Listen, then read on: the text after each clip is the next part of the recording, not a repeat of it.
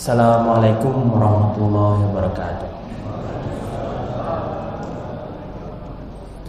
Alhamdulillah, wassalatu wassalamu ala rasulillah wa ala alihi wa sahbihi wa man wala. Yang terhormat Bapak Ibu sekalian dari Jamaah Masjid Nurul Yakin, izin kami hari ini untuk sedikit sharing ya tentang bagaimana perkembangan dan juga peran Islam di Jerman. Jadi ini mungkin pengalaman kami pribadi yang sudah lebih dari 15 tahun belajar dan bekerja di Jerman. Jadi hari ini ada beberapa hal yang ingin kami sampaikannya. Jadi fokus dari sesi hari ini adalah untuk sharing. Ya, jadi saya di sini bukan semacam menggurui. Jadi pertama, bagaimana sih Islam itu pertama kali diperkenalkan di Jerman? Nah, bagaimana kemudian perkembangannya sampai sekarang ini ada sekitar 5,5 juta orang Muslim di Jerman. Nah, kemudian 5,5 juta Muslim yang berada di Jerman ini mengalami banyak sekali tantangan, dan bagaimana mereka ini atau termasuk kami juga ini berusaha untuk berkontribusi ya, dan dikenal sebagai masyarakat yang baik dan bagian dari masyarakat di Jerman. Nah, terakhir akan kami sampaikan bahwa nilai-nilai yang ada di Jerman atau di Eropa pada umumnya ini sudah sebenarnya sudah selaras ya dengan nilai-nilai yang diajarkan di Islam. Tetapi mengapa di sana Islam masih belum menjadi agama yang mayoritas? Nah, bagaimana perkembangan sejarah Islam di Jerman? Jadi mungkin bisa dibagi menjadi 3 bagian utama atau periode utama di mana Islam itu diperkenalkan dan kemudian menjadi berkembang secara pesat, dan terakhir dengan adanya konflik di Timur Tengah itu jumlah Muslim semakin banyak.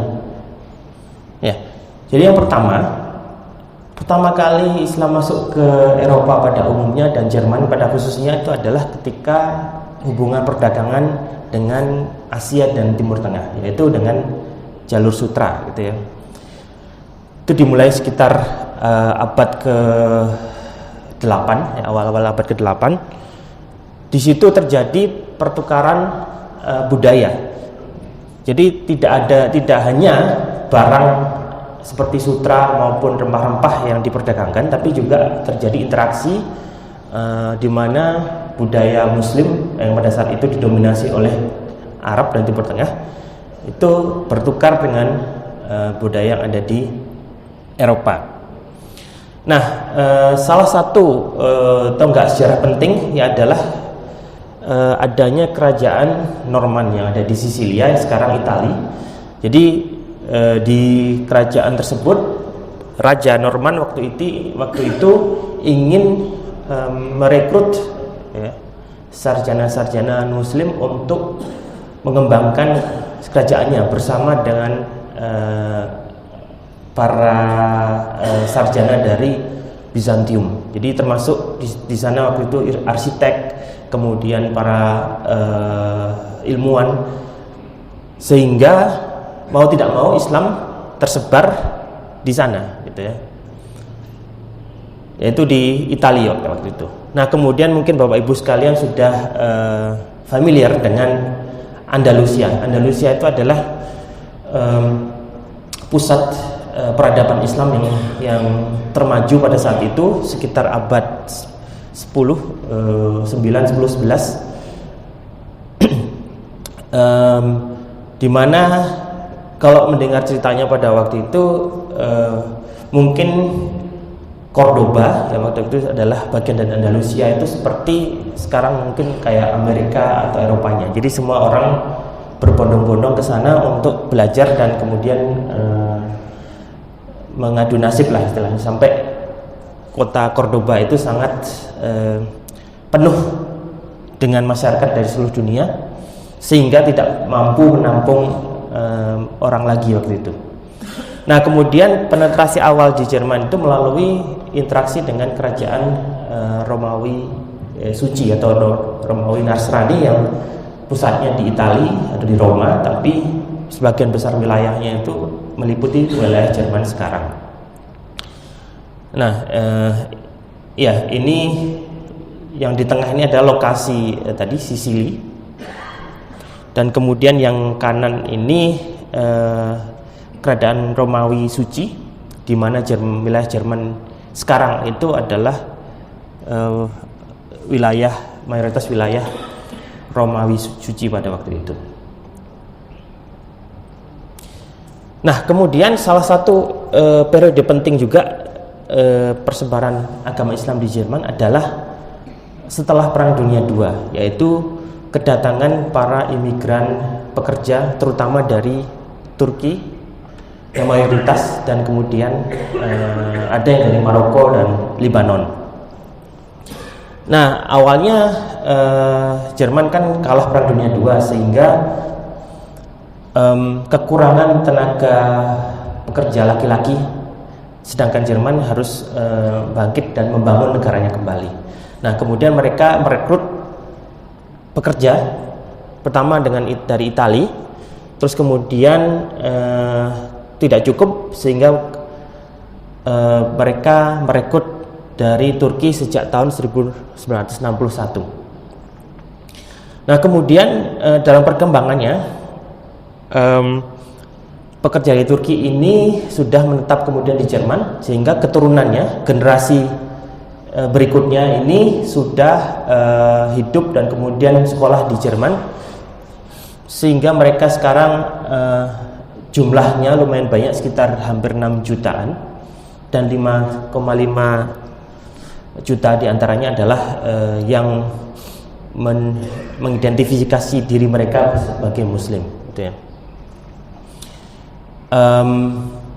Nah, mungkin ini sedikit mengilustrasikan bagaimana kedatangan Muslim dulu pekerja terutama dari Turki. Dari sini terlihat bahwa dulu sekitar tahun 60-an, tahun 70-an banyak terutama laki-laki dari Turki itu datang ke Jerman untuk bekerja, dan mereka biasanya naik kereta seperti ini, ada di tengah ini. Dan pada waktu itu keluarganya kebanyakan ditinggal di Turki, sehingga mereka pada kadang-kadang ngerasa atau belum jelas gitu ya, apakah bapaknya atau suaminya ini nanti akan kembali pulang ke Turki, ke Turki. Memang kebanyakan yang diambil adalah pekerja yang dari daerah miskin, misalnya daerah pedesaan, bukan dari Istanbul ataupun dari Ankara misalnya.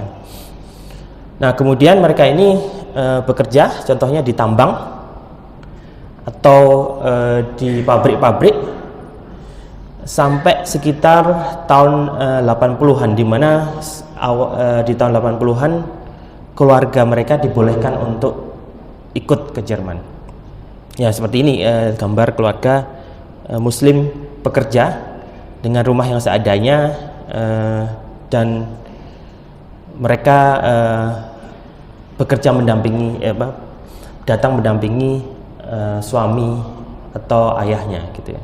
Nah, sekarang yang awalnya dulu hidupnya mungkin hanya ada di kamar sempit yang di-share oleh beberapa orang seperti yang ada di kiri bawah ini.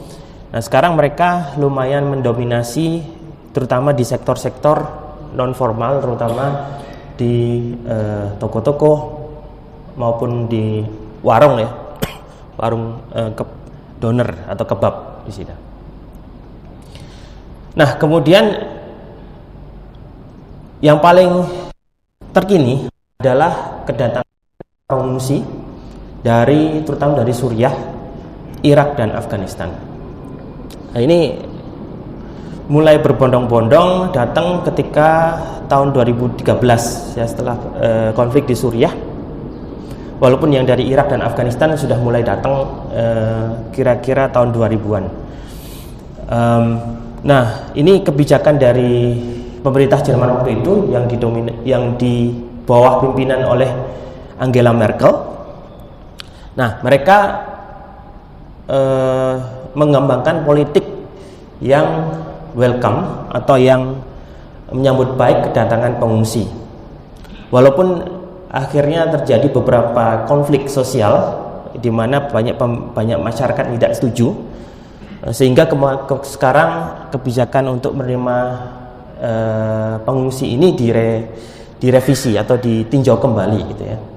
Nah, mungkin bisa dilihat di sini beberapa ilustrasi bagaimana sebagian masyarakat juga sangat welcome terhadap pengungsi yang kebanyakan dari Suriah waktu itu, dan kemudian pemerintahnya sendiri juga mendukung sampai membuka kursus gratis bahasa Jerman maupun kursus untuk misalnya komputer ataupun kursus skill-skill lain, sehingga masyarakat pengungsi ini bisa terintegrasi, dapat pekerjaan di Jerman, dan kemudian anak-anaknya juga sekolah di Jerman dan terintegrasi.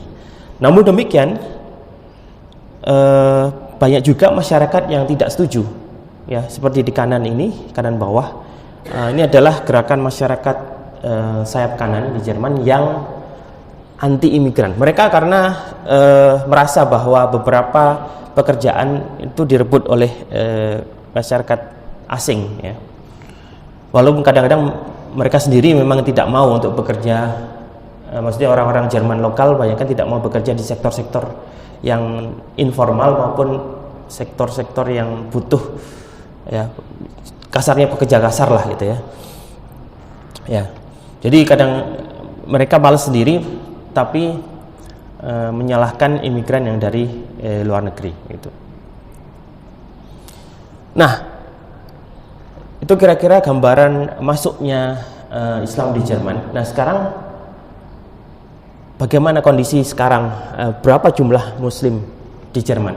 Seperti yang ada di gambar ini, sekitar 5,5 juta orang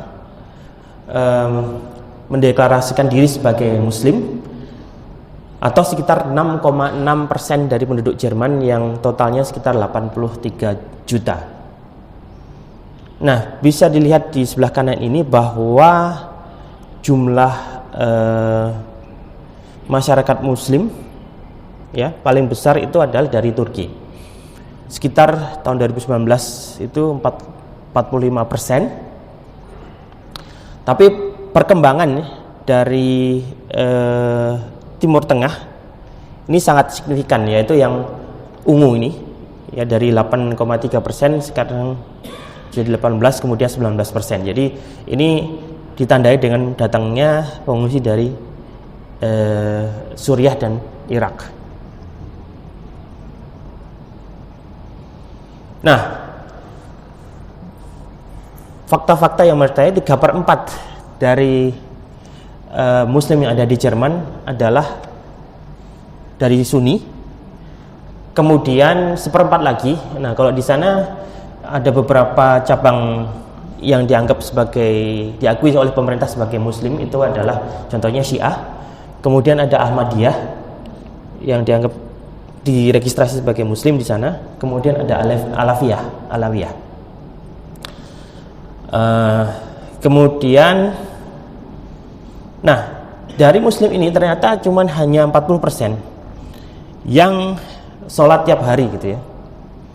Jadi sisanya tidak terlalu mempraktekkan ibadah gitu. Nah, sekitar 30% muslimah menggunakan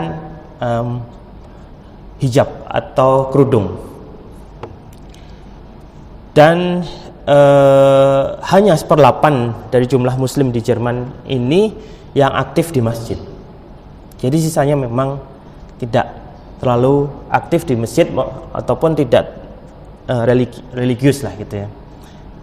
Saya sering ketika di tempat kerja atau di antara mahasiswa itu banyak juga yang mengaku sebagai muslim tapi memang jarang misalnya sholat atau tidak aktif sama sekali di masjid gitu. Nah, padahal banyak sekali hal yang bisa dilakukan di masjid, nanti akan saya sampaikan. Nah, saat ini di Jerman ada sekitar 2.600 masjid dari berbagai tipe, dari yang besar seperti ini yang kapasitasnya bisa sampai 10.000 bahkan lebih, maupun yang kecil yang terlihat dari luar hanya seperti apartemen biasa, tapi di dalamnya adalah tempat ibadah atau masjid. Nah, ini yang kapasitasnya kurang dari 100. Nah, ini totalnya kalau di total sekitar 2.600, tapi terlihat di sini bahwa persebarannya tidak merata. Ini memang banyakkan masjid ada di sebelah barat Jerman, sedangkan di timur di sini agak kosong. Karena memang jumlah muslim di sana lebih sedikit dibanding di barat.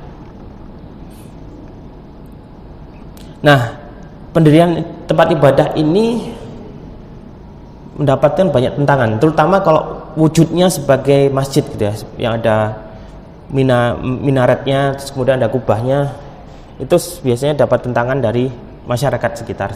Contohnya sebelum pembangunan masjid ini yang besar ini yang ada di kota Cologne, dulu sempat terjadi demonstrasi hampir setiap minggu untuk menentang pendirian masjid tersebut. Tapi kemudian pemerintah kota Cologne sangat mendukung pembangunan masjid ini karena memang pembiayaannya hampir berdasarkan swadaya masyarakat. Jadi masyarakat sendiri dan kemudian dibantu sedikit oleh pemerintah dari Turki. Ya. Nah, bagaimana tadi masjid ini menjadi tempat kegiatan yang sentral buat masyarakat muslim di sana. Tidak hanya menjadi tempat ibadah, tempat sholat, tetapi juga tempat tempat pendidikan, tempat bermain anak-anak, tempat berinteraksi, dan tempat berkumpulnya, termasuk berkumpul dengan masyarakat non muslim.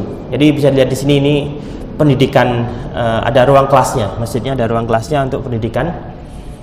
Kemudian di sebelah kanan ini contoh dialog ya. Jadi masjid mengundang pemuka agama lain ya, dari Nasrani, dari Yahudi, dan dari Hindu Buddha untuk berdialog dan saling kenalan lah gitu ya, saling berkenalan. Nah, kemudian ini contoh untuk misalnya kegiatan berbuka bersama. Terus kemudian di musim-musim panas atau musim yang hangat gitu ya di sana, ini biasanya ada semacam festival makanan, pengenalan makanan muslim ya. Terus kemudian ada permainan ya, dan kemudian pertunjukan budaya. Nah, ini sudah dilakukan secara rutin ya di masjid-masjid, sehingga masjid ini, anggapan masyarakat terhadap masjid tidak hanya untuk ibadah, tapi juga untuk sarana untuk berinteraksi dan sarana untuk ya menyebarkan nilai-nilai positif Islam gitu. Nah, kemudian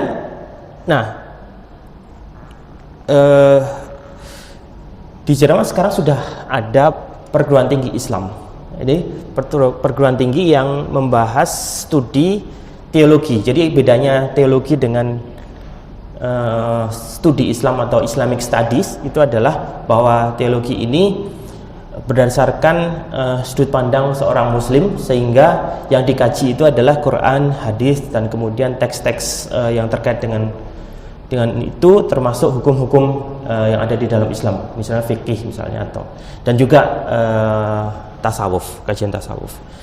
Nah, ini berbeda dengan studi Islam yang sudut pandangnya itu adalah sekuler atau netral, yaitu jadi sudut pandang di luar dari Islam.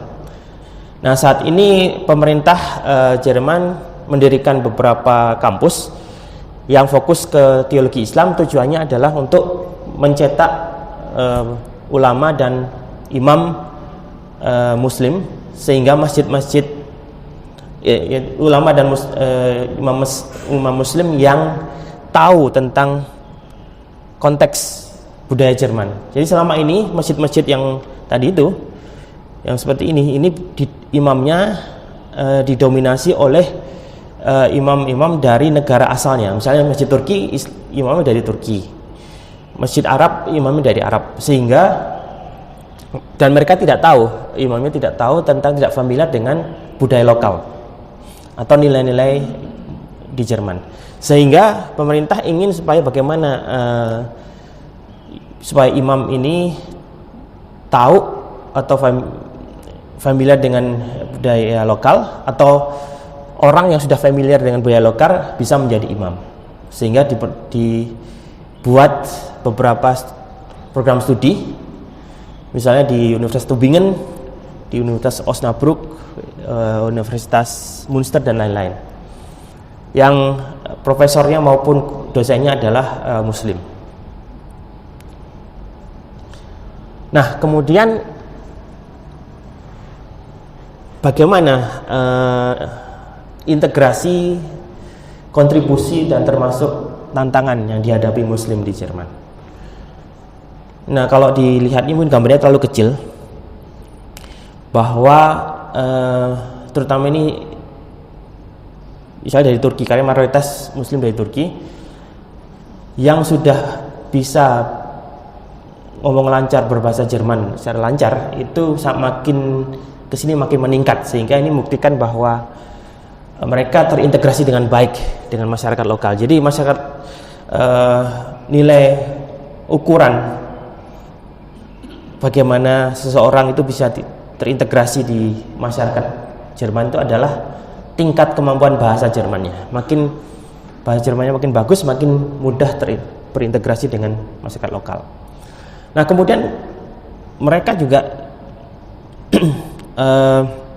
berkontribusi ke budaya lokal Jerman. Contohnya kuliner Jerman. Ini namanya doner kebab. Ini sebenarnya kuliner yang ditemukan di Jerman atau di-create di Jerman oleh masyarakat Turki. Kalau di Turki kebabnya tidak seperti ini. Dia lebih pakai roti yang digulung. Kalau di sana pakai roti lokal, gitu ya. Nah, kemudian juga ada buka puasa bersama, misalnya seperti ada di sini. Ini ada di semacam alun-alunnya di tengah kota, sehingga masyarakat umum bisa ikut gabung untuk buka bersama, tidak hanya yang Muslim. Nah, kemudian contohnya ada taman agama. Di sini ada bentuknya taman, bentuknya lingkaran-lingkaran seperti ini. Lingkaran ini misalnya dari Muslim, lingkaran sini Nasrani dan Hindu Buddha. Di sini supaya masyarakat bisa berinteraksi dan mengenal agama masing-masing. Jadi di sini juga dikutip hadis-hadis dan kemudian ayat-ayat Quran. Nah, kemudian ada bank syariah juga di sana. Ada namanya Katib Bank. Kemudian juga masyarakat Muslim sudah mulai mengisi sektor-sektor yang penting, misalnya dokter, kemudian atlet nasional, misalnya di ini taekwondo. Nah, kemudian banyak sekali dialog-dialog untuk memperkenalkan Islam di Jerman. Nah, tapi masyarakat Muslim di sana juga mengalami banyak sekali tantangan, terutama terkait dengan diskriminasi. Walaupun secara hukum tidak boleh melakukan diskriminasi, tetapi masyarakat Jerman masih banyak yang diskriminatif lah, gitu ya. Terutama di sini kepada para muslimah. Ya. Kalau di sini yang biru ini adalah diskriminasi yang dialami oleh muslimah di Jerman, terutama yang misalnya memakai jilbab. atau ya memakai kerudung atau hijab. Terutama yang sifatnya struktural. Jadi kalau diskriminasi jalanan ya yang ini itu malah jarang. Tapi diskriminasi tidak mendapatkan kesempatan di pekerjaannya, di pendidikan dan lain-lain. Nah, dan juga pengerusakan terhadap masjid itu makin meningkat ya. Tahun 2019 itu meningkat menjadi 95 kejadian. Ini dipicu oleh makin banyaknya imigran yang dari Suriah terutama. Nah, kemudian ini mohon maaf pakai bahasa Jerman. Jadi ini jejak pendapat kepada masyarakat Jerman. Apakah Islam itu ancaman atau pengayaan terhadap budaya Jerman? Jadi kalau dilihat di sini 52% masyarakat Jerman itu menganggap bahwa Islam adalah ancaman. Sedangkan 36% sebagai pengayaan budaya Jerman gitu ya. Nah, kemudian ada larangan untuk menggunakan kerudung di sekolah untuk yang berumur di bawah 14 tahun. Termasuk sempat di beberapa negara bagian itu guru tidak boleh menggunakan kerudung waktu itu. Tapi sekarang sudah boleh. Sehingga wanita di sana banyak kan mengisi sektor-sektor yang pekerja kasar, contohnya yang bagian bersih-bersih yang seperti di sini. Nah, kemudian ada namanya gerakan Pegida. Pegida ini adalah gerakan anti imigran atau terutama anti imigran Muslim. Nah, sekitar tahun 2016 sampai 19 itu mereka setiap minggu itu demonstrasi seperti ini, hampir di setiap kota untuk anti kehadiran Muslim di sana. Jadi mereka biasanya sebelum demo itu mereka muter azan dulu. Terus kemudian kenapa muter azan? Mereka semacam menunjukkan bahwa sambil memprovokasi bahwa misalnya gini, kalian mau nggak kalau setiap sehari 5 kali ada azan seperti ini gitu di mana-mana. Nah, itu menjadi provokasi mereka supaya masyarakat itu tidak setuju dengan kehadiran azan itu, keadaan Muslim di Jerman. Nah, kemudian setelah COVID ini berkurang gerakan ini. Nah, bagaimana peluang yang diambil oleh masyarakat Muslim di sana untuk mengenalkan bahwa Islam itu damai, Islam itu bukan ancaman. Islam ini justru nilai-nilainya positif terhadap nilai lokal yang sebenarnya sekarang makin rusak ya. Dengan gerakan kebebasan yang tidak terbatas itu masyarakat agama lain ya, Nasrani maupun Yahudi sangat gerah juga. Nah, sedangkan Islam itu datang sebenarnya selaras dengan nilai-nilai agama mereka gitu ya. Nah, beberapa kegiatan contohnya bersama dengan masyarakat Nasrani dan Yahudi dan agama lain, masyarakat di sana mengadakan aksi anti rasis, anti sentimen terhadap agama di jalan-jalan seperti di sini, yang ini. Kemudian ada dialog antar agama. Nah, yang menarik ini adalah setiap tanggal 3 Oktober, yaitu hari libur nasional, hari Jerman Bersatu, itu semua masjid di Jerman itu mengadakan open house untuk mengenalkan masjid itu seperti apa, terus kemudian kegiatannya seperti apa, sehingga masyarakat umum bisa datang. Ini rutin setiap tahun, semua masjid di sana sepakat untuk melakukan open house.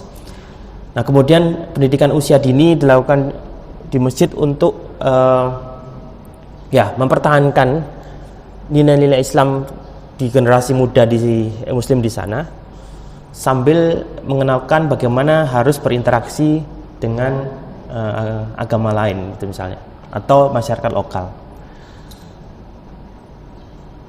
Nah, sebenarnya kalau dilihat dari sisi nilai-nilai yang terimplementasi di sana, banyak nilai-nilai masyarakat lokal Jerman itu sudah selaras dengan Islam. Nah, apa contohnya gitu ya?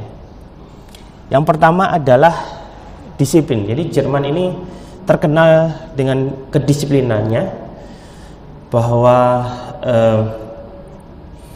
ya hampir dari kecil generasi muda di Jerman ini dididik untuk selalu tepat waktu, selalu misalnya hidup secara bersih, buang sampah pada tempatnya, bahkan sampah itu dibedakan mana sampah yang bisa di recycle, didaur ulang, mana yang tidak gitu ya. Nah, ini selaras dengan surat Al-Ankabut ya, yaitu orang-orang yang berusaha dengan sungguh-sungguh untuk mencari, yang bersungguh-sungguh mencari keridhaan. Nah, kemudian pekerja keras ya. Jadi ini salah satu nilai yang khas Jerman, yang mungkin negara-negara bangsa-bangsa Eropa lain menganggap orang Jerman itu pekerja keras. Nah, ini seperti yang disampaikan di surat At-Taubah, katakanlah bekerjalah, maka Allah, Rasulnya dan orang-orang mukmin akan melihat pekerjaanmu. Nah, ini anjuran untuk bekerja keras. Dan juga hadis riwayat Bukhari yang menyebutkan tidak ada seorang yang memakan satu makanan pun yang lebih baik dari makanan hasil dari tangannya sendiri atau hasil pekerjaannya sendiri. Nah, ini juga anjuran untuk selalu bekerja keras. Nah, tepat waktu. Jadi orang Jerman ini selalu tepat waktu. Jadi tidak terlalu awal juga gitu. Selalu mereka bisa memperkirakan kapan harus sampai di suatu lokasi gitu ya. Jadi benar-benar kalau kita janjian jam 10 ya datangnya pas jam 10.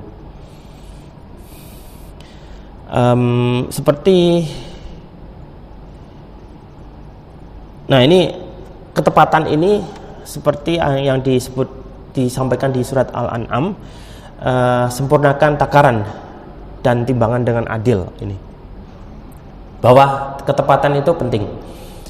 Nah, kemudian terencana. Nah, biasanya kalau kita ingin janji sama orang Jerman itu harus bilang-bilang dulu sebelumnya, sehingga mereka bisa merencanakan dengan baik-baik. Jadi mereka tidak suka kalau kita dadakan, kalau kita langsung datang ke rumah mereka tanpa bilang dulu, atau kita ngasih kerjaan atau kita minta tolong tanpa bilang jauh-jauh hari sebelumnya. Jadi mereka bisa stres kalau sifatnya dadakan gitu ya. Jadi ini seperti yang ada di surat Al-Anfal tentang pentingnya persiapan untuk menuju ke medan perang. Jadi perlu adanya persiapan, perencanaan sebelum menghadapi sesuatu. Dan ini terkait juga dengan pekerjaan yang dilakukan secara itqan, seperti yang tadi disampaikan oleh Imam Tabrani. Nah, kebersihan seperti yang saya sampaikan tadi, bahwa di Jerman masyarakatnya terbiasa dengan membuang sampah pada tempatnya mulai dari kecil, dan sampah ini bahkan dipisahkan, mana yang bisa didaur ulang, mana yang tidak. Dari anak kecil pun didisiplinkan untuk memisahkan sampah di tempatnya. Jadi biasanya di setiap rumah tangga itu ada 3 tong sampah untuk yang sifatnya itu material bio, misalnya sisa makanan, terus kemudian daun-daunan misalnya, terus kemudian ada sampah yang daur ulang. Jadi yang daur ulang harus dimasukkan ke situ, dan kemudian sampah-sampah kertas dan karton. Nah, dan ini makin di Quran maupun hadis banyak sekali ajaran untuk hidup bersih. Bahkan Islam ini didirikan di atas kebersihan gitu ya. Dan agama adalah sebagian dari iman. Nah, mungkin itu yang bisa kami share. Silahkan kalau ada pertanyaan, mungkin saya kembalikan ke Pak Agus ya. Oh, silahkan. Ya, monggo Ibu. Beliau kalau ke Indonesia itu menguji ya Bu ya, S2, S3 di ITB, UB, ITS. Nanti schedule-nya beliau juga ke UNER ya. Ya, monggo ketemu, silakan bertanya. Monggo. Oke, terima kasih. Assalamualaikum warahmatullahi wabarakatuh. Waalaikumsalam. Narasumber yang kami hormati, ada pertanyaan dari kami seperti apa yang saya telah apa yang dibicarakan tadi, bahwa di Jerman terkenal dengan disiplin dan segalanya. Namun demikian, ada beberapa hal yang terkait dengan kami, terutama yang menyangkut aliran yang ada di Jerman. Tadi disebutkan, yaitu diantaranya Syiah dan Ahmadiyah. Bagaimana dengan negara kita yang hal itu dilarang? Mohon penjelasannya. Terima kasih. Assalamualaikum warahmatullahi wabarakatuh. Iya, memang beberapa aliran itu, misalnya, jadi memang pertama dari sisi pemerintah di Jerman memang mereka tidak familiar ya dengan berbagai macam golongan yang ada di Islam atau yang ada hubungannya dengan Islam. Walaupun mungkin untuk ulama-ulama Sunni sendiri yang ada di sana itu hampir semuanya sepakat bahwa kalau Syiah itu masih dimasuk golongan Muslim. Tapi kalau Ahmadiyah itu bukan. Tapi kan karena masyarakat lokal Jerman dan pemerintah Jerman tidak familiar dengan sejarah dan kemudian mengapa ada Ahmadiyah, mengapa ada Syiah dan Sunni gitu ya. Nah, kemudian ada juga aliran Alevit. Alevit itu yang mereka sebenarnya aliran sendiri yang biasanya pusatnya itu di Turki. Mereka menggabungkan Islam dengan tradisi agama Syaman. Jadi Syaman itu agama yang itu istilahnya agama kuno yang sebelum ada Islam masuk. Jadi kalau di Indonesia itu ada kejawen gitu-gitu ya. Ya itu seperti itu yang mereka mendeklarasikan sendiri menjadi Muslim. Dan kemudian ada banyak aliran-aliran baru, aliran-aliran yang ultraliberal itu juga ada, yang mereka juga mendeklarasikan diri sebagai Muslim. Dan memang walaupun masyarakat Muslim Sunni di sana itu mungkin tidak setuju dengan praktek-praktek mereka, tapi mereka masih membuka kesempatan atau peluang-peluang untuk berdialog, minimal untuk mengenalkan praktek yang menurut Sunni itu benar itu seperti apa gitu ya. Nah, kembali di masyarakat Muslim Sunni sendiri itu juga banyak aliran yang terutama mazhab sih. Jadi kadang-kadang beda masjid, beda mazhab, sehingga kadang-kadang agak kagok kalau misalnya kita tidak terbiasa dengan mazhab yang ada di masjid tersebut.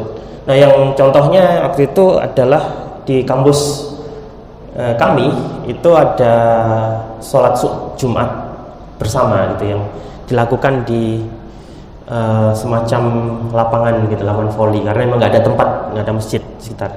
Nah, itu yang mengelolanya itu adalah teman-teman dari mazhab Hambali. Nah, pada waktu itu hari Jumat itu pas Lebaran gitu, pas Lebaran.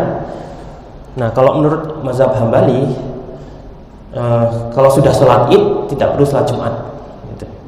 Nah, kalau menurut teman-teman Hanafi itu harus sholat Jumat, sehingga waktu itu sholat Jumat tidak diadain oleh teman-teman karena sudah sholat Id gitu menurut Hambali. Nah kemudian teman-teman dari Hanafi datang, nggak ada sholat Jumat, kecelek gitu ya. Jadi hal-hal semacam ini sering terjadi, tapi memang tidak sampai terjadi konflik gitu ya. Ya mungkin itu sharing kami. Oh kalau ada pertanyaan lagi. Mungkin satu pertanyaan lagi sekalian, karena sudah subuh ya. Monggo ibu-ibu ada, silakan. Oh iya itu. Assalamualaikum warahmatullahi wabarakatuh. Waalaikumsalam warahmatullahi wabarakatuh. Iya, terima kasih. Mohon maaf sebab tadi akan kedatangan para mohon ini ulamanya ini backgroundnya dari mana? Karena tadi disampaikan oleh narasumber ada Ahmadiyah dan Syiah. Bahkan Syiah itu masih dianggap agama, sedangkan Ahmadiyah itu tidak. Padahal di Indonesia sendiri dua-duanya ini sudah dianggap menyimpang. Jadi mohon dijelaskan, karena ketakutan yang mungkin terjadi di Indonesia adalah masuknya Syiah dan Ahmadiyah, karena sudah banyak contoh hancurnya Syria itu karena Syiah.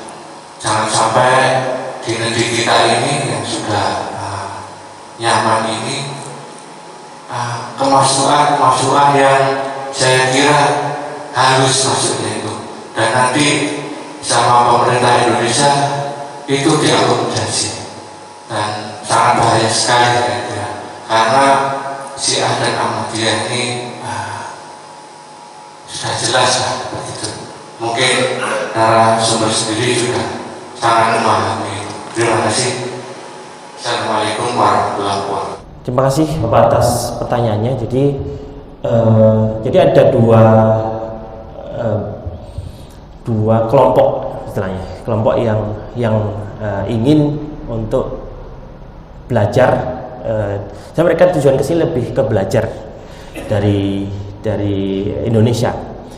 Yang pertama adalah akademisi. Dari akademisi ini sebenarnya tadi ada beberapa kampus yang ada studi teologi. Nah, salah satu rombongannya ini adalah yang para dosen, ya, sebenarnya dosen yang mendalami tentang pendidikan untuk anak muda Islam. Gitu. Jadi mereka ingin tahu sebenarnya ke Indonesia ini bagaimana sih pesantren, metode pendidikan yang dilakukan oleh pesantren-pesantren tradisional. Gitu. Itu yang ingin mereka benchmarkkan, ingin mereka pelajari, kemudian mereka ingin terapkan di sana. Karena memang pendidikan untuk generasi muda ini sangat susah gitu ya. Banyak pemuda ini yang tidak selalu imannya itu kuat gitu ya, selalu naik turun gitu. Contohnya ini beberapa tahun lalu, sekitar awal-awal tahun 2010-11an, sebelum pecah perang Suriah itu, banyak dakwah jalanan, ya, di mana orang itu bersyahadat, gitu ya, bersyahadat di jalan. Nah, tapi kemudian tidak ada follow up-nya, tidak ada pendampingannya setelah itu. Jadi hanya sampai syahadat, terus kemudian sehari-harinya itu tidak ada yang membimbing pemuda-pemuda yang baru bersyahadat ini. Sehingga mereka akhirnya belajar sendiri, kemudian dari internet, dari cuman baca terjemahan Quran tanpa memahami tafsirnya gitu ya. Sehingga mereka ini akhirnya banyak yang istilahnya salah menginterpretasikan Islam. Terus kemudian mereka akhirnya banyak juga yang join ke ISIS ketika perang Suriah itu. Dan justru yang gabung ke ISIS itu kebanyakan orang-orang mu'alaf, anak-anak muda mu'alaf, bukan orang pemuda muslim yang udah lama gitu, yang lahir dari keluarga muslim. Nah, ini yang menjadi concern masyarakat, bagaimana supaya komunitas muslim di sana itu bisa mendampingi para mu'alaf ini supaya tidak belajarnya kebablasan gitu ya. Nah, kemudian ini dosen-dosen ini bergerak di sana, bagaimana untuk mengembangkan metode pendidikan yang ramah sehingga pemuda-pemuda ini bisa belajar dengan enjoy gitu ya, tidak terlalu tertekan, harus belajar ini harus cepat, belajar sana sini, semacam dikejar target. Nah, termasuk bagaimana nilai-nilai Islam bisa tercermin di kehidupan sehari-hari. Jadi mereka ingin berkunjung ke pesantren-pesantren tradisional. Nah, itu satu. Kemudian kelompok yang kedua adalah santri-santrinya sendiri. Jadi santri yang di sana yang ikut pendidikan Islam. Nah, mereka ini mendapat pendidikannya tidak reguler, jadi hanya seminggu sekali, nggak bisa tiap hari. Sehingga mereka ini banyak yang tidak pede, tidak tahu harus belajarnya seperti apa gitu ya. Bagaimana supaya termotivasi belajar setiap hari. Nah, mereka ingin berkunjung ke pesantren-pesantren tradisional di sini yang mereka pernah berkunjung ke Madura itu, di mana satu ruangan kecil gitu di-share 30 santri dengan hidup seadanya, tapi mereka semangat untuk belajar Islam. Nah, ini mereka ingin bagaimana membangkitkan motivasi yang luar biasa seperti santri-santri di Indonesia. Nah, kemarin waktu COVID, sebenarnya sebelum COVID sudah direncanakan beberapa orang yang ingin belajar di beberapa, contohnya ada yang ke Tebu Ireng, ada yang sudah berangkat ke Tebu Ireng, terus ada yang rencana ke Madura beberapa, tapi beberapa batal berangkat karena memang ada COVID kemarin itu. Nah, sekarang mau ditindaklanjuti. Jadi yang kunjungan mereka ke sini itu lebih banyak untuk belajar. Jadi bukan untuk misalnya menyebarkan suatu paham tertentu atau suatu pendapat atau pendapat tentang interpretasi Islam tertentu gitulah ya. Nah, mungkin itu dari kami. Baik, terima kasih karena waktu sudah menunjukkan 5:49. Kita sudahi, mohon maaf karena waktu yang terbatas. Mohon maaf bila dalam pelaksanaan acara ini kurang dari sempurna. Kepada jemaah saya mohon maaf, kepada pengurus juga. Bila taufik walhidayah, assalamualaikum warahmatullahi wabarakatuh. Waalaikumsalam warahmatullahi wabarakatuh.